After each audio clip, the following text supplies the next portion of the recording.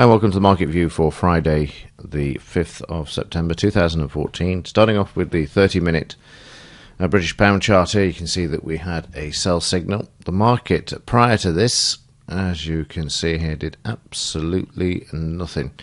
We then had the interest rate decision from the Bank of England. This also was a non-starter as well. The market, probably the smallest move I've ever seen from an interest rate announcement. So very, very quiet there. And then the next half an hour, the market just sideways as well. And then eventually we see the market starting to move lower and trading down to the 164 area there.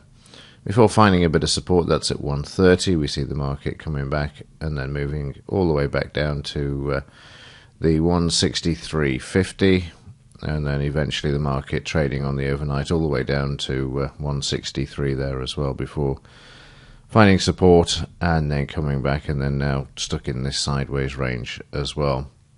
This is the same in the 60-minute chart. The market doing absolutely nothing for the first 5 hours of the morning session, and then the sell signal, and then the same pattern, of course, down to the 163.50 area there, which you'll see there. In the daily chart, this is obviously shown as one big drop there, and what I've done here is to just decrease the bar spacing a bit so we can see where the next support is for this market. So let's just move this over to the right a bit, and there you can see that we've got the next downside target for the British pound is going to be, just get rid of this, around the 162.55 areas, where the major support is. You can see we've come through the 164.64 there, which we've had drawn in for a few days, and the next downside target is going to be the 162.50, isn't it? We'll just come back, yeah, 162.55. In the news for today, there's only two high-impact news items. We've got the non-farm payroll figures out at 1:30. This is one you don't want to be in the market for. This to be released at the usual time of 12:30, and looking for a decrease there, 6.1 from 6.2.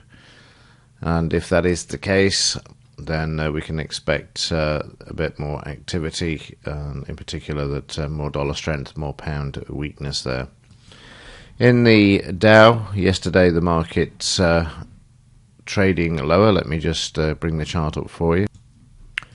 So the pound making an all-time high yesterday. Did this in the morning session, pre-market session, before actually moving lower. It went up on fresh air, stopped, and then started to move down. So let's just draw this in for you so you can see there. 17,153 was the previous high, and I think it was 62, wasn't it? For, yeah, 17,161, 162 is the new high for this market. So I'm just going to remove this. Market needs to take this out if prices are to move higher, and again, that's going to be dependent upon the unemployment figures released at 1:30 today. In the implied volatility, this is starting to increase, 10.13 yesterday to 10.30 during yesterday.